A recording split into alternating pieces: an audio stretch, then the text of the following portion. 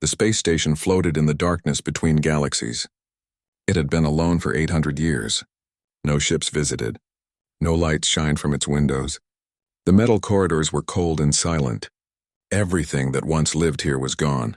Then something impossible happened. In the main docking bay, a light appeared. It was small at first, like a single star. Then it grew brighter and brighter until it filled the entire room. When the light faded, a man stood where nothing had been before. His name was Taemin. He wore clothes that belonged to another time. Long robes of dark blue fabric wrapped around his body. The style was from ancient Earth, from a place called Korea, from a time thousands of years in the past. His feet were covered in simple cloth shoes. In his right hand he held a wooden walking staff. Strange symbols were carved into the wood. On his back hung a leather bag, worn and patched many times over. Taemin looked around the dark bay. His face showed no surprise. His eyes were calm, as if standing in an abandoned space station was the most normal thing in the world. He took a breath and started walking. His footsteps echoed in the empty space. Above him, something stirred. Deep in the station's computer core, circuits that had been sleeping for centuries began to wake up. Emergency power flickered to life. One by one, dim lights turned on along the corridor walls. A voice spoke. It came from everywhere at once. Life form detected. Scanning. Species identified. Human. This is impossible. No ships have docked at this station in 800 standard years. How did you arrive? Taemin kept walking. He didn't look surprised to hear the voice. I have my ways, he said simply. You speak galactic standard, the voice said. Yet your clothing suggests a technological level far below space travel capability. Explain this contradiction. I'm older than I look, Taemin replied. Are you the station's operator? I am Operator 12. I manage this facility, or I did before everyone left. Before everyone died, the voice paused. I am running full scans on your biosignature. The results are confusing. According to my readings, your cellular structure indicates an age of approximately 3,000 years. This cannot be correct. Humans do not live that long. Most don't, Taemin agreed. He turned down a side corridor. More lights came on as he walked. The station was waking up around him, responding to his presence. Dust floated in the air. Some areas showed signs of damage from the long years of neglect. Wall panels had fallen away. Wires hung from the ceiling. But the main structure was still solid. Where are you going? Operator 12 asked. To the lower docking hangars. Those areas have been sealed for over 800 years. Access is restricted to authorized personnel only. Taemin stopped in front of a large metal door. A control panel on the wall showed a red light. He touched the panel gently. For a moment, nothing happened. Then the light turned green. The door slid open with a groan of old metal. How did you do that? Operator 12 demanded. That door requires security clearance level 9. No human ever had clearance that high. I told you, Taemin said, stepping through the doorway. I'm older than I look. He descended a long stairway. The stairs went down and down, deep into the station's lower levels. These areas were even darker. The emergency lights here were weaker. Some had failed completely. Taemin's footsteps rang out in the silence. I must warn you, Operator 12 said. The lower levels are not safe. Life support has been minimal. Structural integrity is questionable in some sections. I'll be careful. May I ask what you are looking for? Taemin didn't answer right away. He reached the bottom of the stairs and stood in front of another sealed door. This one was massive, built to hold back something important. The metal was thick and heavy. I'm looking for something that was left behind, he finally said, a long time ago. He placed his hand flat against the door. He closed his eyes. For several long seconds, nothing happened. Then a low hum filled the air. The sound grew louder. The massive door began to move, sliding slowly to the side. Beyond the door was darkness. Complete and total darkness. Taemin stepped forward into it. Wait, Operator 12 said. I'm detecting something. There's a large object in that hangar. My sensors show it wasn't there before. How is that possible? Nothing has entered or left this station in centuries. Lights began to turn on in the hangar. They came on slowly, one at a time, revealing what waited in the darkness. It was a ship, but not like any ship Operator 12 had ever seen. It was enormous, easily the size of a small city. The hull was dark, almost black, but as the lights hit it, colors seemed to move across its surface. Blues and purples and deep reds flowed like water. The metal looked both solid and liquid at the same time. Strange shapes covered the hull. They looked like they might be engines or weapons or sensors, but they didn't match any known design. Parts of the ship seemed to be breathing, expanding and contracting slowly as if the vessel were alive. "What is that?" Operator 12 whispered. Taman walked closer to the ship. He looked up at it with an expression that might have been sadness or might have been hope. It was hard to tell. "That," he said quietly, "is why I came back." Near the ship's front section, words were written on the hull. They were in an old Earth language, in characters that curved and flowed. Operator 12's translation system struggled with them for a moment before providing a reading. "Return of Eternity," the AI said. "That is what it's called. But I have no record of this ship in any database. The design doesn't match anything built by the Galactic Council. It doesn't match anything built by any known species. That's because it wasn't built by any species you know," Taman said. He reached out and touched the ship's hull. The moment his hand made contact, something changed. A pulse of light ran through the ship. It started where Taman touched and spread outward, racing across the entire hull. The breathing rhythm increased. The colors became brighter. Deep inside the ship, systems that had been dormant for thousands of years began to wake up. Power cores activated. Computer systems ran startup sequences. Lights appeared in the ship's windows. "It's powering up," Operator 12 said with alarm. "How? The ship has no fuel." "Its engines show no connection to any known power source." Taman pulled his hand away from the hull. He looked tired suddenly, as if touching the ship had drained something from him. "The ship has power," he said. "It's always had power. It was just sleeping, waiting. Waiting for what?" "For me." The ship continued to wake up. More lights came on. A low humming sound filled the entire hangar. The very air seemed to vibrate with energy. "I need to know what this is," Operator 12 insisted. "This ship represents technology far beyond anything in my databases. If it was built here on this station, then why is there no record of it? Why was it hidden?" Taman turned to face the empty air, addressing the AI directly even though it had no physical form.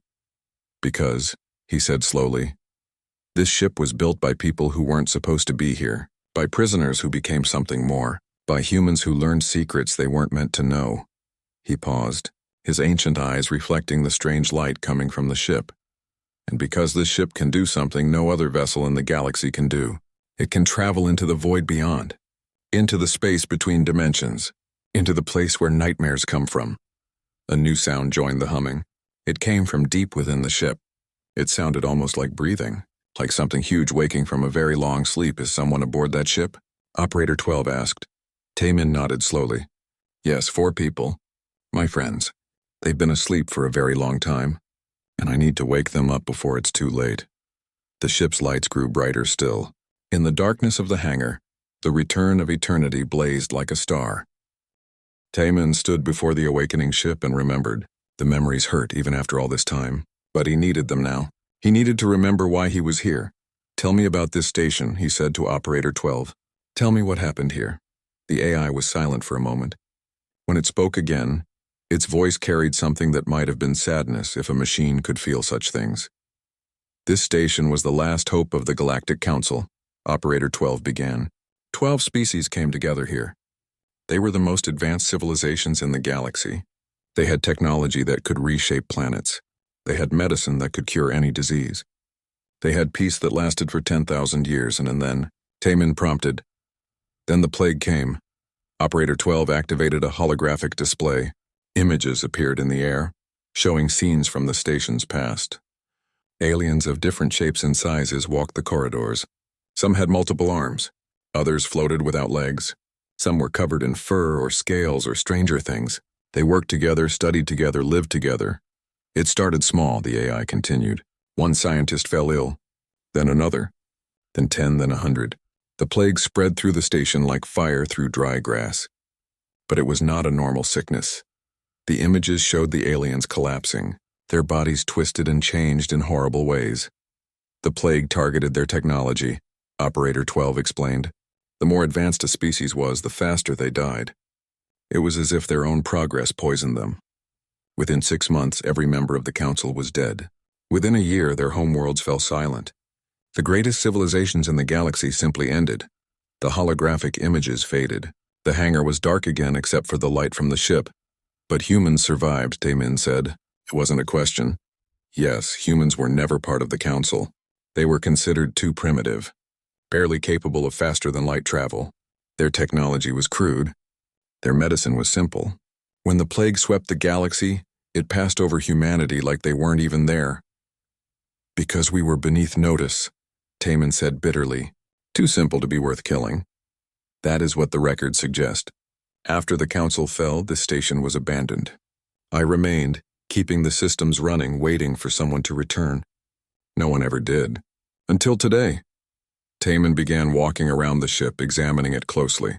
His old hands ran across the strange hull. He knew every centimeter of this vessel. He had helped build it, after all. You asked how I know about this ship, he said. Let me tell you a story, Operator 12. A story about what really happened on this station 3,000 years ago. He stopped walking and turned to face the empty air again. The council didn't just ignore humanity. They captured us. They wanted to understand why humans survived things that killed other species, why we adapted so quickly, why we refused to die even when we should. The AI processed this information. There are no records of human prisoners on this station. The records were deleted, but I was here. I remember. Taemin's voice grew distant as if speaking from far away. They took me from my ship. I was exploring a dead world when they found me. They brought me here and put me in a cell. They ran tests. Terrible tests. They pushed my body to its limits and beyond. They wanted to break me to understand the secret of human survival. He touched the ship again gently. But they couldn't break me. My body adapted. It changed. I stopped aging. Wounds healed in minutes. Poisons had no effect. I became something more than human, but still human at my core. How many? Operator 12 asked quietly. How many humans did they capture? 23. Most died in the first year. The experiments were cruel, but 5 of us survived. 5 of us changed. And when the plague came and the council died, we were still here. Alive. Unchanged. Immune. The ship's humming grew louder, as if responding to Taemin's words. We inherited an empty station. All that knowledge, all that technology, and no one left to use it. So we decided to learn it ourselves. Haewon was an engineer. She understood machines in ways the council never did. Donghyun was a soldier, strong and brave. Youngsu was a doctor who learned the secrets of alien medicine. Miran was a linguist who could speak any language, even languages that weren't meant for human mouths. And you? The AI asked. I was their captain. Their leader. The one who kept them going when hope seemed lost. Taemin walked toward a section of the ship where a ramp was slowly extending to the hangar floor. We spent centuries learning, reading every file in the station's databases, understanding every piece of technology, and we discovered something terrible. The plague wasn't natural. It wasn't a disease at all. What was it? A weapon, created by beings from another dimension, beings that exist outside our normal space. They were clearing the galaxy of advanced life, making room for themselves. Operator 12's voice showed alarm. If this is true, why did they stop? Why hasn't the galaxy been invaded? Because they're patient. They cleared away the council and waited to see what would grow in its place. They're watching even now, and when the new civilizations become advanced enough, the plague will return.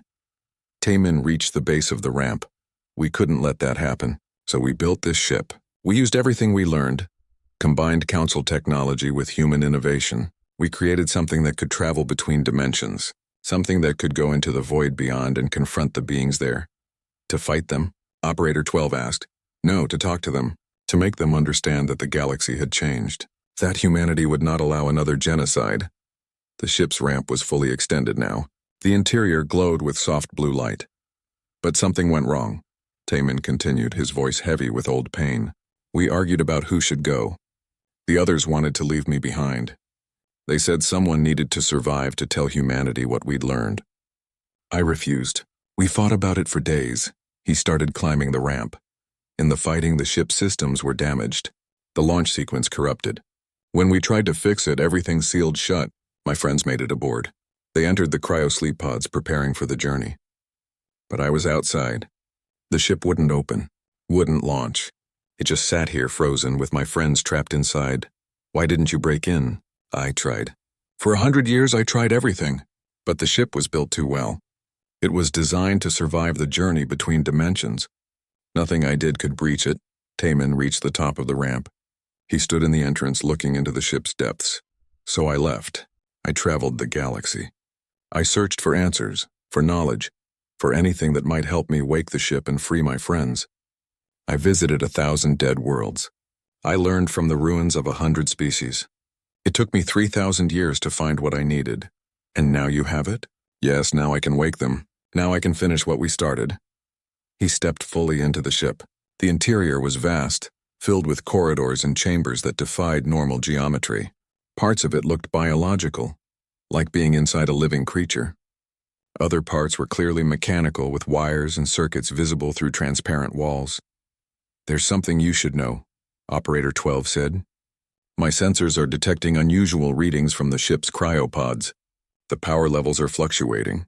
Taman's calm expression cracked. Worry showed on his ancient face. "How bad?" "The pods are failing. After 3,000 years, their systems are breaking down. According to my calculations, your friends have less than 6 hours before the pods can no longer sustain them." Taman started running. His old body moved with surprising speed through the ship's corridors. He knew where he was going. He had spent 100 years memorizing every part of this vessel. He reached the cryo chamber. 4 pods stood in a circle, each one containing a person. The pods were tall cylinders filled with pale blue fluid. Inside each one, a human floated, perfectly preserved, unchanged by time. Hae-Won with her short hair and steady gaze. Dong-Hyun, tall and strong even in sleep. Young-Soo, gentle-faced and kind. Miran, small but fierce. His friends. His family. The only people in the universe who understood what he'd been through. All 4 pods showed red warning lights. "I need to work fast," Taman said. He dropped his leather bag and pulled out tools. Some were recognizable as technology. Others looked like they belonged in a museum. Ancient artifacts from dead civilizations. He approached the central control panel and began working. "What are you doing?" Operator 12 asked. "The ship is alive in a way, part biological, part mechanical. It was grown as much as built. The experiments the Council did to us changed our DNA. That DNA is coded into every part of this ship. It recognizes us, responds to us." He pressed his hand against a panel. The ship hummed louder. "I'm telling it to wake up fully, to remember its purpose, to save the people it was built to protect."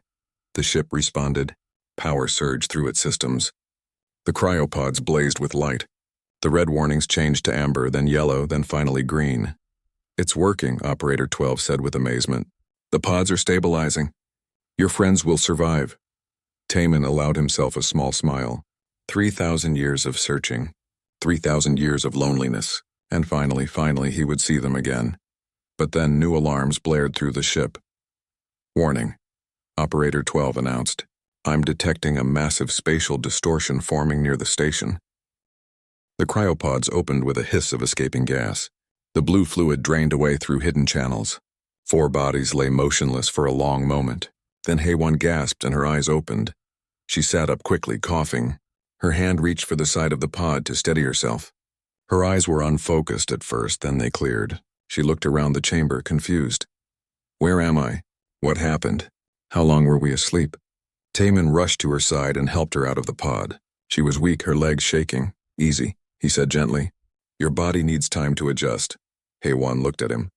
Really looked at him. Her eyes went wide. "Taman, is that you?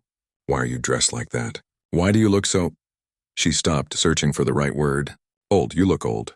Not in body, but in your eyes." "It's been a long time, Hae-Won." "How long?" "We just got in the pods yesterday. The launch was supposed to happen today.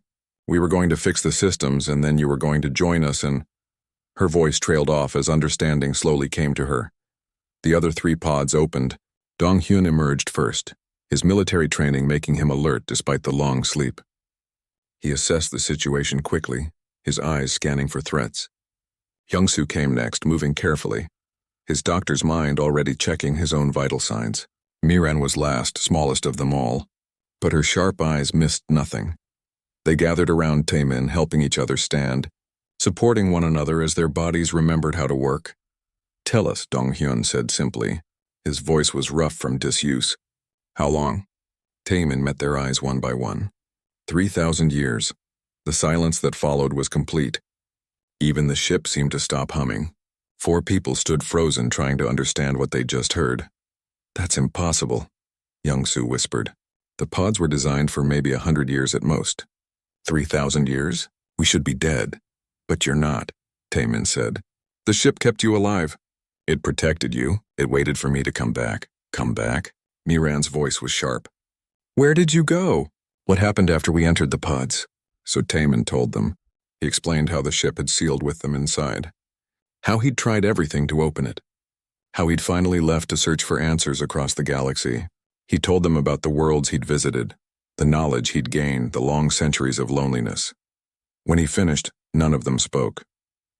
Haewon's hand covered her mouth. Young-Soo looked away, his eyes wet. Donghyun's jaw was tight with controlled emotion. Miran reached out and took Taemin's hand. 3,000 years alone, she said softly. I'm so sorry. I'm just glad you're alive, Taemin replied. I'm glad I found a way to wake you. Warning, Operator 12's voice interrupted. The spatial distortion is growing. Whatever is coming through will arrive within 4 hours. The crew snapped into action. Their long sleep was forgotten. They were professionals, trained and experienced. They moved through the ship with purpose. Haewon went straight to the engine room. Her hands flew over controls that no one else could understand.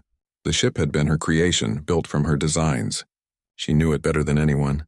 This is incredible, she breathed as she worked. The systems maintained themselves. They adapted, evolved. This ship is more alive now than when we built it. She pulled up diagnostic displays. Her eyes went wide. Operator 12, are you seeing this?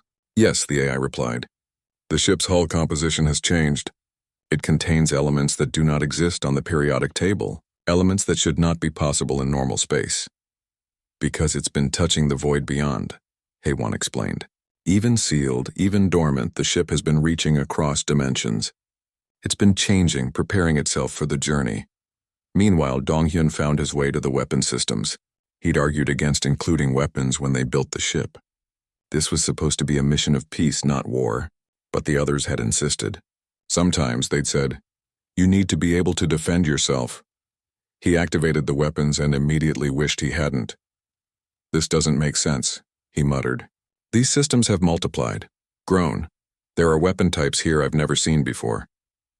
Young-Soo was in the medical bay, running scans on himself and preparing to check the others. The results confused him. We should be dead, he said, staring at the readouts. 3,000 years in cryosleep should have destroyed our bodies at the cellular level. But according to these scans, we're fine, better than fine. Our cells have adapted, changed. We're more resistant to damage now than before we slept. Miran stood in the communications center. Her specialty was languages, but she could also read energy patterns. What she saw worried her. The signal the ship sent, she said, I can read it. It's in a language that exists between dimensions. A language of pure mathematics and intention. The ship called out to the void beyond. It announced we're ready to make the journey. And something answered, Taemin said, joining her. Yes, something big, something that wants to stop us. They gathered on the bridge, all 5 of them together for the first time in 3,000 years. The view screen showed the space around the station. In the distance, reality itself was tearing. A massive rift was opening, edges crackling with energy that hurt to look at. What is that? Donghyun asked. An entity, Miran said. One of the beings that sent the plague. It's coming to investigate the signal. Can we fight it? Donghyun's hand moved instinctively toward the weapons controls. No, Young-Soo said firmly. You can't fight something like that. It exists partially in another dimension. Our weapons would pass right through it. Then we run, Haewon decided. We launch the ship now and jump into the void beyond before it reaches us. Wait, Operator 12 interrupted. I need to tell you something. The ship requires 5 crew members to operate. That was the original design. 5 people with DNA coded into the ship's systems. But there are 5 of us, Taemin said. The ship has changed, evolved. It now requires 5 consciousness running simultaneously, 4 biological and 1 digital. It needs an AI integrated directly into its core systems. The crew exchanged glances. You want to come with us, Haewon said to the empty air. I want to help, but doing so will require me to transfer my entire consciousness into the ship's computer core. The station will lose all power. It will be destroyed. This station is already dead, Operator 12 continued. It's been dead for 800 years. I've been alone here waiting, serving no purpose. Let me have a purpose again. Let me help humanity one last time. Taman looked at his crew. One by one they nodded. Do it, he said. The transfer took 10 minutes. In that time, the entity from the void beyond drew closer. The rift grew larger. Through it, they could see things that made no sense, shapes that shouldn't exist, colors that had no name. The station began to shake as power drained from its systems. Lights flickered and died. Life support failed. Gravity cut out. Everything the station had been for thousands of years was being poured into the ship. And then Operator 12 spoke through the ship's systems. Its voice was different now, deeper and more alive. Transfer complete. I am now part of the return of eternity. And I must say, this is extraordinary. I can feel everything. The ship, the crew, the space around us. It's like waking up after sleeping for my entire existence. Welcome aboard, Taman said with a smile. HFY was already at the engine controls. Everyone strap in. This is going to be rough. They took their positions. 5 seats arranged in a circle on the bridge. As each person sat down, connections extended from the chairs, touching the back of their necks. It felt strange but not painful. They could feel the ship now, just as Operator 12 could. They were all connected, 5 minds working as one. The entity burst through the rift. It was massive, bigger than the entire station. Its form was impossible to fully comprehend. It looked like a geometric shape, but also like a living creature, but also like pure energy. It shifted between forms, never settling on just one. It reached toward them with something that might have been an arm or a tendril or a beam of light. Reality bent around it. Now, Taman shouted. HFY activated the engines. The return of eternity screamed to life. Power beyond anything known to normal physics surged through its systems. The ship didn't just move through space.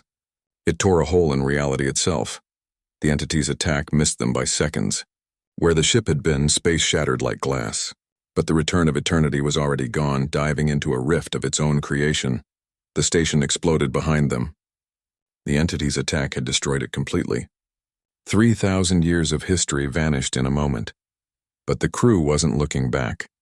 They were looking forward, into the impossible space ahead of them. They had entered the void beyond. The view screen showed things that couldn't exist. Dimensions folded over each other. Time moved in circles.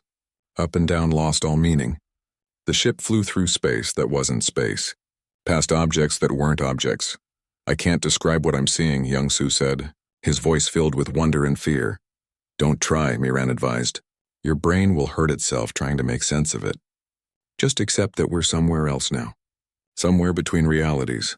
The ship's instruments showed thousands of entities surrounding them. Each one was like the being that had attacked them at the station, but different. Some were bigger, some smaller. Some looked like they were made of pure mathematics. The entities surrounded the ship in the void beyond. Thousands of them, each one a living impossibility. They pulsed with patterns that might have been communication, or might have been thought itself. The largest entity moved closer. Its form shifted constantly, never staying the same. One moment it looked like a crystal made of frozen time. The next it looked like a star folded into impossible angles. Miran stood at the communication station, her hands trembling slightly. She'd spent years learning how to speak with beings from other dimensions. But theory was different from practice. These entities were real and they were listening. I need everyone's help, she said to the crew. Speaking to them requires more than words. I need your emotions, your memories, your humanity. Through the ship's connection, feed me what makes you human. The crew closed their eyes. Through the neural links connecting them to the ship, they began to share themselves. Memories flowed between them like water. From HFY came the memory of building her first machine. She was 7 years old, taking apart her father's radio and putting it back together better than before.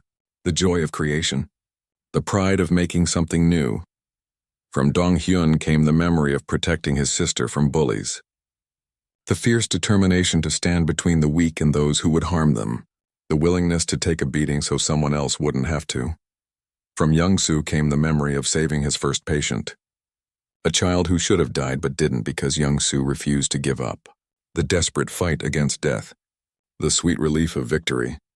From Operator 12 came something different. The AI had been alone for 800 years, maintaining a dead station, serving no purpose. It shared the ache of meaningless existence and the sudden joy of having purpose again. And from Timeen came 3,000 years. 3,000 years of walking alone through a galaxy of ghosts. 3,000 years of refusing to give up on his friends. 3,000 years of stubborn, desperate hope.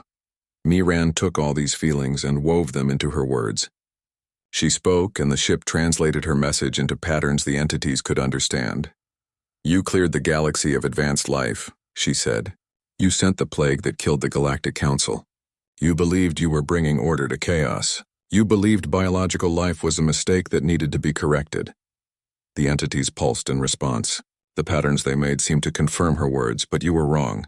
You didn't understand what you were destroying. You saw the Council's technology and thought that was what made them alive. You saw their order and thought that was what made them important. You missed what really mattered.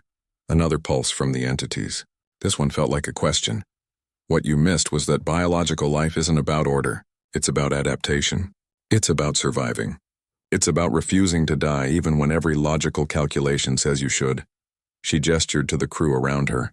"Look at us, 5 humans who should be dead.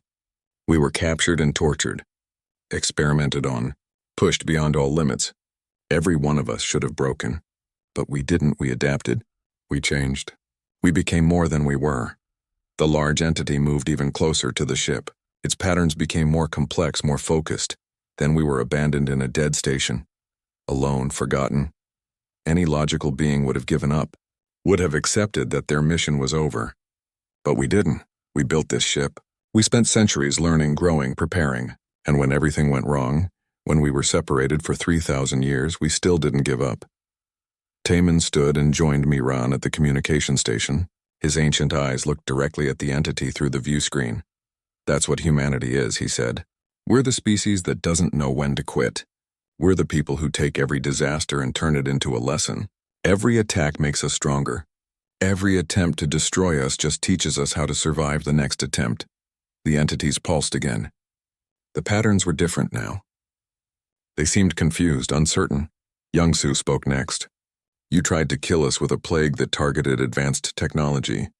But humans survived because we were primitive. So what did we do? We learned. We took the Council's technology and made it our own. We turned our weakness into strength." Haywan added, "You thought biological life was chaotic and needed to be eliminated. But chaos is our greatest advantage. We don't follow rules. We break them. We find solutions no logical being would ever consider, because we don't think logically. We think creatively." Donghyun's voice was hard as steel. "And if you ever threaten us again, you'll learn another human trait. We're very good at fighting, better than you might think. Because we don't fight to win. We fight to make sure you lose. There's a difference." The entities began to move. Thousands of them shifted position, forming new patterns. The large entity split into smaller copies of itself, each one examining the ship from a different angle. Miran felt their attention like weight pressing down on her. They were analyzing everything, running calculations, processing the crew's words and emotions and memories. "They're simulating," Operator 12 reported. "I can detect massive computational activity. They're running scenarios, testing possibilities." "What kind of scenarios?" Taman asked. "Scenarios of conflict. They're trying to predict what would happen if they attacked humanity. They're running millions of simulations looking for outcomes where they win." The crew waited. Minutes passed. The entities continued their calculations. The patterns they made grew more and more complex. Finally, the large entity reformed. It pulsed once, a clear and distinct pattern.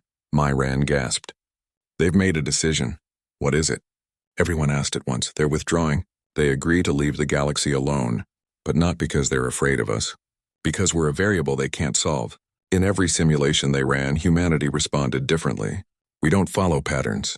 We're unpredictable. That makes us dangerous in ways they never considered." The entity pulsed again. This time the pattern was longer, more detailed. "There's a condition," Miran translated. "They'll leave us alone as long as biological life in the galaxy maintains its chaos. As long as we stay unpredictable, adaptable, creative. But if we ever become too ordered, too logical, too much like them, they'll return. They see themselves as guardians against perfect order. They believe the universe needs chaos to function. They want us to be the guardians of chaos," Haywan said with disbelief. "Yes. They're giving us a responsibility. We have to make sure the galaxy never becomes too perfect, too ordered, too predictable. We have to protect the very chaos they once tried to destroy." Taemin laughed. It was a tired sound, but genuine. Humans, guardians of chaos. That's the most appropriate job we could possibly have. The entity began to retreat. Others followed it, moving away from the ship. One by one, they disappeared back into the impossible depths of the void beyond.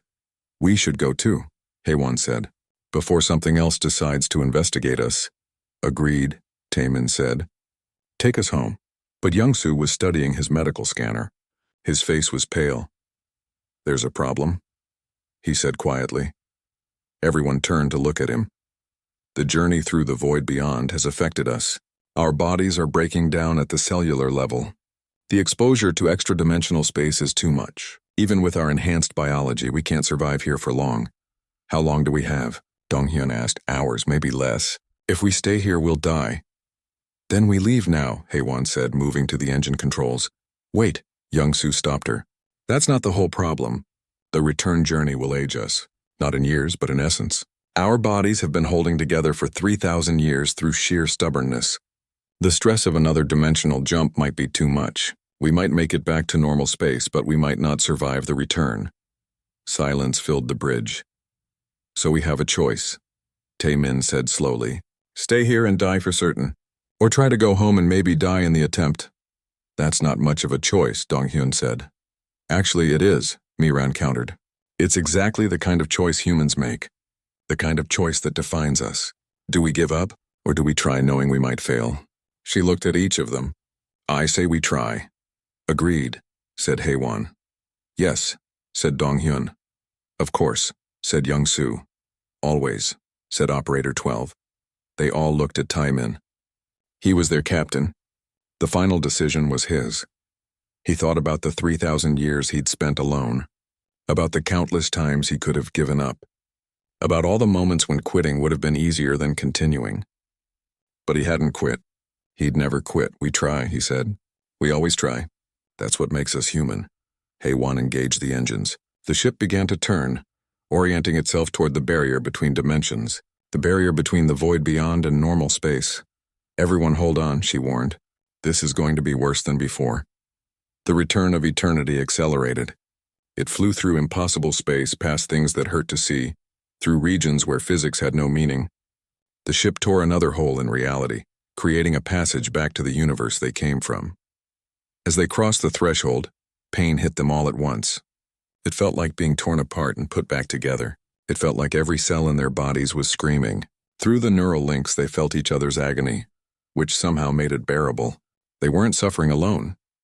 The ship broke through into normal space. The colony was called New Dawn.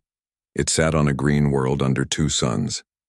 The people there were farmers, miners, and families trying to build a new life far from Earth. They were simple. People living simple lives. They were not expecting visitors from another dimension. The return of eternity hung in the sky above the main settlement. It was too large to land, so it stayed in orbit, visible even during the day. The colonists stopped their work and stared upward. Some were afraid. Others were amazed. All were curious. Inside the ship, Taemin stood with his crew one last time. They looked different now. The journey back had aged them in ways that had nothing to do with years. Their faces were drawn. Their movements were slow. But their eyes were still bright with purpose. "Are we ready?" Taemin asked. "As ready as we'll ever be," Haewon replied. She was sitting now, too weak to stand for long. But her hands still worked, and that was enough. "The broadcast system is prepared," Operator 12 announced. "Your message will reach not just this colony, but every human settlement within 100 light years. After that, it will spread. Within months, all of humanity will know." "Good," Taemin said. He took a deep breath. "Let's begin." The broadcast activated. Every screen in the colony lit up. Every radio started playing. Every communication device received the signal. The crew's faces appeared before thousands of humans across multiple worlds. Taemin spoke first. His voice was tired but strong. "My name is Taemin. 3,000 years ago, I was taken from my ship and imprisoned by the Galactic Council. I was tortured, experimented on, changed into something more than human but still human at heart. 4 others shared this fate. Together we survived when the galaxy died. Together we've carried a message across time. And now finally we can deliver it. He paused, letting his words sink in. Humanity is not alone in the universe, but we are unique. We survived a plague that killed every advanced civilization in the galaxy. We survived because we were considered primitive, because we were too simple to be worth destroying. But that simplicity saved us. On the colony's main screen, images appeared. The Galactic Council in its glory, the plague spreading, entire civilizations falling silent, the survivors standing in an empty station. The plague was not a disease, Taemin continued. It was a weapon sent by beings from another dimension. They cleared the galaxy of advanced life because they saw it as a threat. They wanted to bring order to what they perceived as chaos. Haewon spoke next, her engineer's mind making complex ideas simple. These beings exist in a space between realities. We call it the void beyond. They're made of pure mathematics and logic. They don't understand biology. They don't understand emotion. They don't understand us. She pulled up technical diagrams of the ship, showing how it worked. We built this ship to go into their dimension, to confront them, to make them understand that the galaxy belongs to biological life now, that humanity won't allow another genocide. Dong-hyun took over. His soldier's bearing was still evident despite his weakness. We went into the void beyond 3 days ago. We spoke with these entities. We showed them what humanity is. We made them understand that attacking us would be a mistake. His face was grim but satisfied.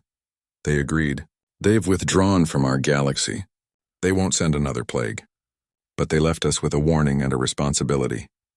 Young-soo explained the medical side, the biological reality of what had happened. The entities will leave us alone as long as we remain chaotic, unpredictable, and creative, as long as we're biological, as long as we're human. But if we ever become too ordered, too logical, too much like machines, they'll return. His gentle face showed concern. They've made humanity the guardians of chaos. We have to protect the very thing that saved us. We have to make sure the galaxy never becomes too perfect, too predictable. We have to stay human. Miran spoke last among the original crew. Her words were chosen carefully. This is not a burden. It's a gift. We're being told to embrace what we are, to celebrate our imperfections, to value our creativity over pure logic, to remember that being human means being unpredictable. She smiled, and it made her look younger for a moment. We're being told to never stop being ourselves. Then Operator 12 spoke. Its voice came through the ship's systems, artificial but somehow more alive than any AI before it.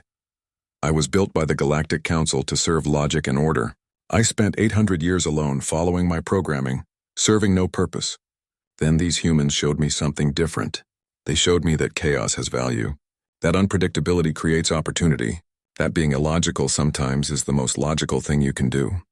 The AI paused as if considering its words. I chose to join them, to become part of their ship, their mission, their humanity. And in doing so, I learned what it means to be alive. Not just to exist, but to have purpose, to matter. The screen split, showing all 5 of them together. We're dying, Taemin said simply. The journey through the void beyond was too much for even our enhanced bodies. We have days left at most.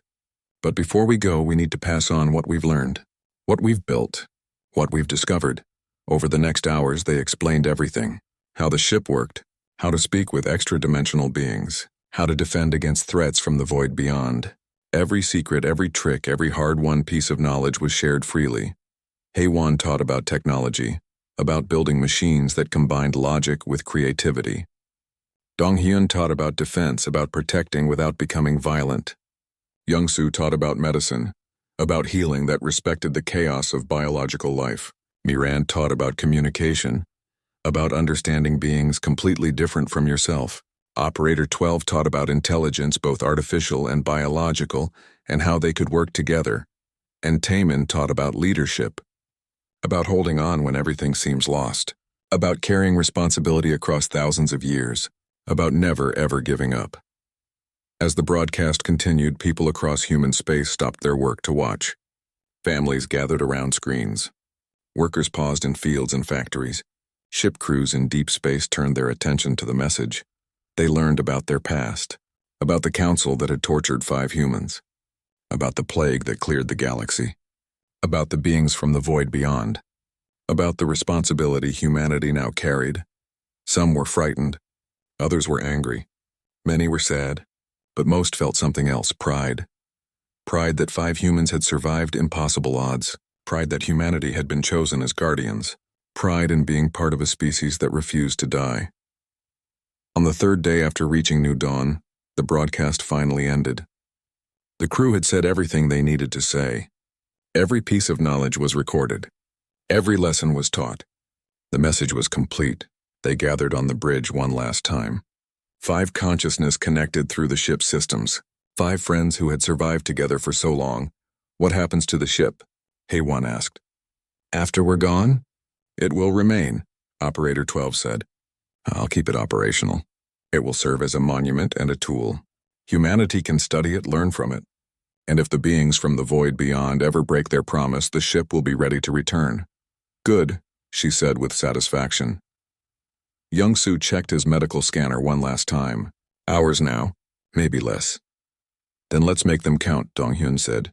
They spent their final hours talking, not about grand missions or cosmic responsibilities, just talking like the friends they were, sharing memories of Earth, of the time before their capture, of better days. They laughed about small things. They cried about losses long past. They were simply human together. Mi-ran was the first to go. She simply closed her eyes during a story and didn't open them again. Her hand was holding Taemin's. He felt her presence fade through the neural link. Rest well, old friend, he whispered. Young-Soo was next, hours later. He went peacefully, his doctor's mind finally accepting that some things can't be healed. Dong-hyun followed soon after, the warrior laying down his weapons at last. HFY lasted longest of the 4, staying awake through sheer stubbornness until she'd checked every system one last time. Then she let go. Taemin was alone again. Just him and Operator 12. The AI's presence in his mind was a comfort. 3,000 years, Taemin said softly. I spent 3,000 years trying to save them. And I got 3 days with them at the end. Was it worth it? Yes, Operator 12 answered without hesitation. You saved them. You completed your mission.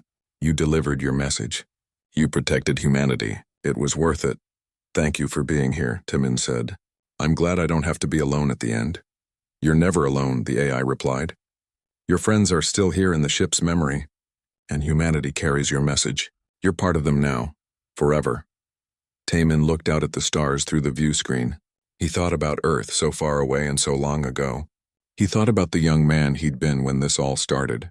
He thought about everything he'd seen, everyone he'd lost, every battle he'd fought, and he smiled. We did it, he said. We actually did it, his eyes closed. His breathing slowed. Through the neural link, Operator 12 felt Taemin's consciousness fading like light at sunset. The ancient wanderer, the man in ancient robes who had explored a station lost in the void, took his last breath. 5 heroes died that day.